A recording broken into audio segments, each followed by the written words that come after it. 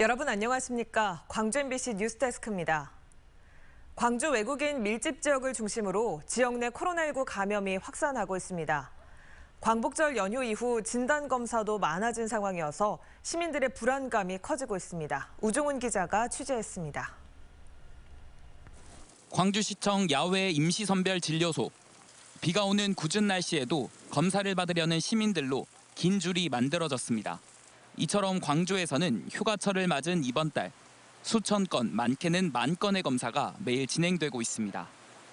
변이 바이러스 확산과 휴가철 타 지역 방문 등으로 확진자와 동선이 겹치지 않은 시민들의 불안감이 커지고 있습니다. 그냥 문자가 늘 오길래 그래서 또 혹시 모르니까 그래서 또 한번 또 받으러 하고 왔어 마음이 있고.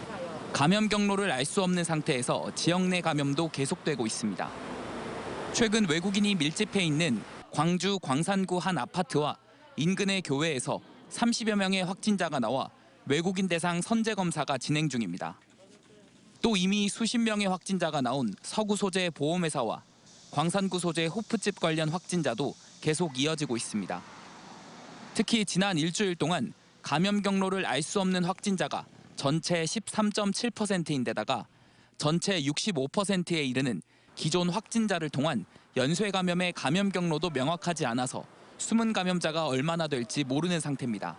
불명 사례가 있다는 것은 그 무증상이나 생활 저변에 굉장히 곳곳에 그 확진자들이 산재하고 있다는 그런 반증인 것 같아요. 매일 두 자릿수 확진자가 나오는 가운데 타 지역을 통한 감염과 지역 내 확산이 산발적으로 이어져 우려가 높아지고 있습니다. MBC 뉴스 우종훈입니다. 이렇게 코로나19가 확산하는 가운데서도 내일부터 수능 원서 접수가 시작되는 등 대학 입시의 시계는 계속해서 돌고 있습니다. 학령 인구 감소로 위기감이 높아지고 있는 지역 대학들은 시대 변화와 산업 지형에 맞는 특성화 학과 신설로 돌파구를 찾고 있습니다. 한신구 기자의 보도입니다. 1,000만을 넘어서 1,500만 명에 이른다는 반려인구. 애완동물과 함께하는 삶은 이제 때려야 뗄 수 없는 시대가 됐습니다. 이런 시대 흐름에 맞춰서 이 학교는 지역 대학에서는 처음으로 내년부터 반려동물 학과를 신설해 운영합니다. 펫코노미, 이른바 반려동물 관련 시장이 6조 원에 이를 정도로 성장세가 뚜렷하고 관련 선호도도 높기 때문입니다.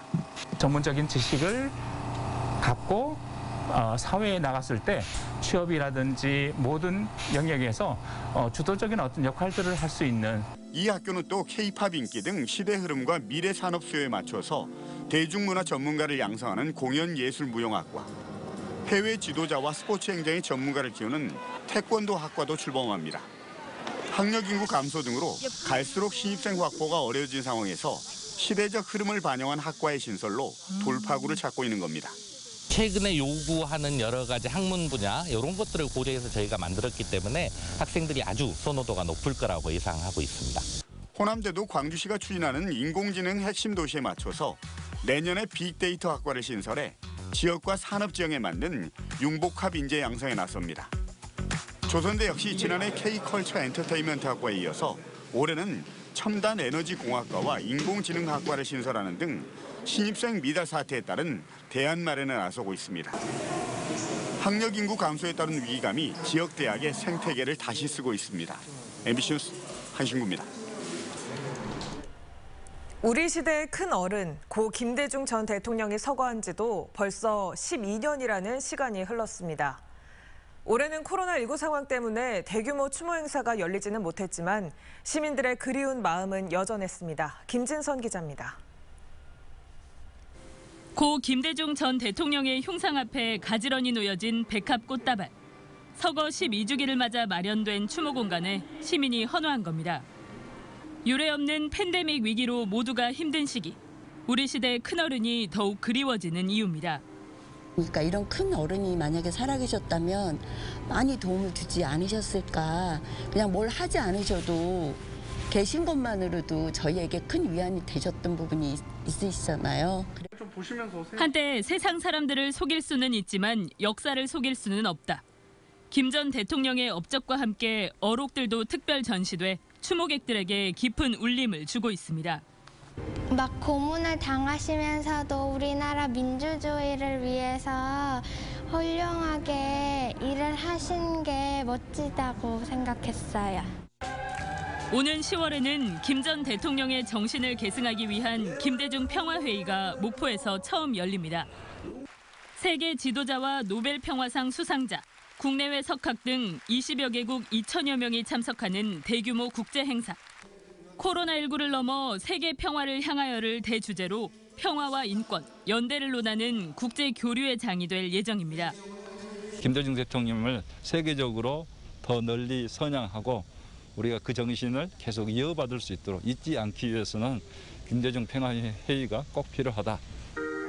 김대중 전 대통령을 기억하는 시민들과 각계각층 인사들의 추모와 헌화가 곳곳에서 이어진 가운데 노벨 평화상 기념관 추모공간은 오는 20일까지 운영됩니다. MBC 뉴스 김진성입니다. 김대중 전 대통령의 서거 12주기를 맞아 광주 전남 곳곳에서 고인을 추모하는 행사가 열렸습니다. 김대중 광주 추모사업회는 김대중 컨벤션 센터에서 추모식과 함께 추모 음악회를 열고 민주주의와 한반도 평화를 위해 평생을 헌신한 김 전 대통령의 업적을 기렸습니다. 김영록 전남지사를 비롯한 전남도청 간부들은 남학중앙공원에 있는 김대중 대통령 동상을 찾아 참배했고 신안군도 김 전 대통령의 고향인 하이도에서 추도식을 진행했습니다.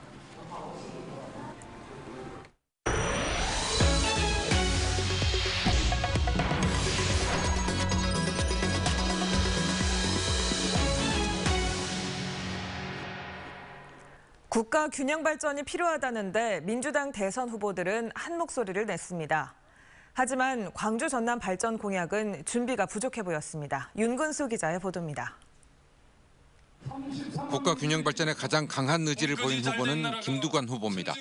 김두관 후보는 서울공화국을 해체하고 5개의 메가시티 전략을 통해 서울을 5개로 만들겠다고 공약했습니다. 급진적 균형 발전, 가감한 자치분권을 통해서 대한민국이 서울공화국이 아닌 연방공화국으로 가야 한다. 박영준 후보는 대한민국의 수도를 2개로 만들겠다고 했습니다. 서울은 글로벌 허브, 세종은 행정수도로 만드는 이른바 양경제 전략입니다. 공공기관 추가 이전은 대부분의 후보가 공통적으로 내놓은 공약입니다. 여기에 대해서 정세균 후보는 강원과 충청, 호남을 철도로 잇는 강호축 개발 전략을 내세웠고 이낙연 후보는 목포와 부산을 KTX로 연결하겠다는 구상을 밝혔습니다. 수도권에서 멀리 떨어진 쪽에 새로운 활력이 생겨야 수도권 비대화를 그나마 견제할 수 있습니다. 광주 전남 발전 공약으로는 모든 후보가 인공지능과 신재생 에너지 산업 육성을 꼽았습니다. 그러면서 이재명 후보는 광주공항을 옮긴 뒤 신산업의 거점으로 육성하자고 제안했습니다. AI 신재생 혁신단지 이런 것들을 만들어서 좀 집중 육성하면 좀 길이 생기지 않겠냐 생각합니다. 꽤 돈이 많이 들겠지만 저는 충분히 가능하다고 생각해요. 추미애 후보도 균형발전 4.0 시대를 열어가는데 광주와 호남이 중심 역할을 맡도록 하겠다고 약속했습니다. 후보들은 상대적으로 낙후된 광주 전남 발전을 위해서 앞장서겠다고 다짐했지만 새롭고 구체적인 공약을 제시하진 못했습니다. 후보들이 새로운 비전을 내놓을 수 있도록 광주 전남 자치단체를 비롯한 지역사회의 공약 발굴 노력이 필요해 보입니다. MBC 뉴스 윤근수입니다. 김종인 전 국민의힘 비대위원장이 무릎 사과 1년 만에 다시 국립 5.18 묘지를 참배합니다. 김 전 위원장은 내일 정운천 국민통합위원장과 함께 국립 5.18 묘지를 참배한 뒤 5.18 유족회 대표 등을 만날 예정입니다. 김 전 위원장은 1년 전 5.18 묘지를 참배했을 때 5월 영령들 앞에 무릎을 꿇고 사죄했고 이후부터 국민의힘은 호남 동행을 이어가고 있습니다. 거동이 불편하거나 홀로 사는 어르신들에게 119 생활안전순찰대가 찾아가고 있습니다. 소방대원들은 화재 예방부터 건강관리까지 안전공백을 줄여나가고 있습니다. 양정은 기자가 동행 취재했습니다. 한평군 옥동마을에서 10년째 홀로 사는 82살 김양임 할머니. 만성적인 관절염과 고관절 통증을 앓다 보니 혼자서는 마루에 오르기조차 쉽지 않습니다. 할머니 집에 반가운 손님이 찾아왔습니다. 8월 초부터 본격 활동을 시작한 119 생활안전 순찰대입니다. 소방대원들은 집 곳곳에 안전 손잡이를 달아주고 형광등도 갈아줍니다. 우선 데리려면 이제 내가 무릎이 아프니까 얼른 못 올라오고 이제 듣고 소력이 올라가니까 고맙죠. 구조, 구급, 화재 진압 대원으로 구성된 119 생활안전 순찰대. 매일 5가구 이상을 방문해 화재 위험성 등 안전 실태를 점검하고 있습니다. 어머니가 입에 귀에 걸릴 정도로 좋아하셔가지고 그때마다 행복한 모습을 봤을 때 저희 보람찬 하루를 보냈다고 생각하고 있습니다. 육지에서 멀리 떨어져 있는 섬과 외딴 산골 마을에도 119 생활안전 순찰대가 찾아가고 있습니다. 건강검진과 전문 심리 상담도 소방대원들의 역할입니다. 현 상태 혼자 살기 때문에 나를 염려해서 이렇게 체크해 준 거 참 고맙죠. 전남 소방본부는 독거노인과 장애인, 기초생활수급자 34만 4천여 가구에 생활안전 순찰대를 매일 파견해 안전공백을 채워나갈 계획입니다. 그동안 소방안전 사각지대에 놓여 있었던 어르신들을 위해 코로나19와 폭염이라는 악재 속에서도 소방대원들이 안전망이 되어주고 있습니다. MBC 뉴스 양정은입니다. 광주형 일자리 모델 확산에 거점 역할을 수행할 노사 동반성장 지원센터가 본격적인 공사에 들어갔습니다. 노사 동반성장 지원센터는 지하 1층, 지상 7층 규모로 빅그린 산단에 건립되고 2023년에 완공될 예정입니다. 광주시는 지원센터가 건립되면 광주형 일자리 실현을 위한 노사 상생의 거점 공간으로서 사회적 대화의 구심 역할을 할 것으로 기대하고 있습니다. 광주형 일자리가 한국 경제의 광주의 한 저수지에서 10대 고등학생들의 물에 빠져 한 명이 숨졌습니다. 오늘 새벽 1시 30분쯤 광주 북구의 한 캠핑장 인근 저수지에서 고등학생 2명이 물에 빠졌다는 신고가 접수돼 출동한 결과 한 명은 구조됐지만 나머지 한 명은 7시간 만에 숨진 채 발견됐습니다. 경찰은 캠핑장에서 술을 마신 채 오리보트에 묶인 수초를 풀기 위해 물에 뛰어들어 사고가 났다는 목격자의 진술을 토대로 정확한 경위를 조사하고 있습니다. 전남자치경찰위원회는 도서안전 치안정책 점검에 나섰습니다.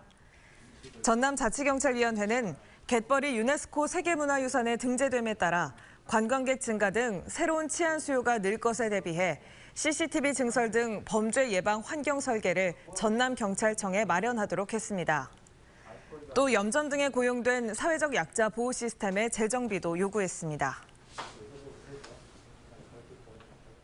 더불어민주당 김혜재 의원이 여순 사건을 국가기념일로 지정하는 여수순천 10.19 사건 진상규명 및 희생자 명예회복에 관한 특별법 일부 개정 법률안을 발의했습니다. 개정안에는 국가 권력에 의해 희생된 여순 사건 희생자의 넋을 위로하고 희생자와 그 유족의 명예를 회복하기 위해 매년 10월 19일을 국가기념일인 여수순천 10.19 사건 희생자 추념일로 정하도록 했습니다. 또 국가와 지방자치단체가 기념행사 등 추념일에 적합한 사업을 실시하도록 하는 내용도 담겼습니다. 전남경찰청이 경찰관이 총포 사용을 묵인했다는 의혹에 대해 사실관계를 파악하고 있습니다. 전남경찰청은 최근 완도 유기견 보호센터 관리소장이 경찰 입회 아래 총포를 사용해 유기견을 사살했다고 발언한 것과 관련해 사실관계를 파악하고 있다고 밝혔습니다.